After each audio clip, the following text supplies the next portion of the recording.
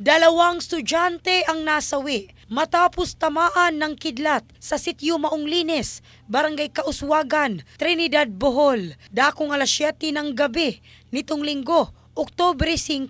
Kinilala ang mga ito na sina Mark at Jubert, kapwa 21 anyos. Ayon kay Police Staff Sergeant Ray Adrian Bachansila, investigador ng Trinidad PNP, nagtipon ang 5 magkaibigan sa isang kubo at naghahanda ng hapunan nang mangyari ang insidente. Sina Mark at Jubert ay nasa labas ng kubo at naghahanda ng manok na kanilang uulamin nang bigla silang tamaan ng kidlat. Tinamaan din umano ng kidlat ang isa sa mga manok. Sa mga larawan mula sa lugar, makikita ang isang puno ng niyog na halos hindi na maitsura matapos ring tamaan ng kidlat. Maliban sa 2 nasawi, isa pa sa kanilang grupo ang isinugod sa ospital at kalaunan ay inilipat sa ibang pagamutan. Ayon sa mga nakaligtas, tumilapon sila sa lakas ng tama ng kidlat. Paalala ng pulisya sa publiko, ugaliing sundin ang mga thunderstorm advisory ng mga otoridad upang maiwasan ang ganitong trahedya. In the heart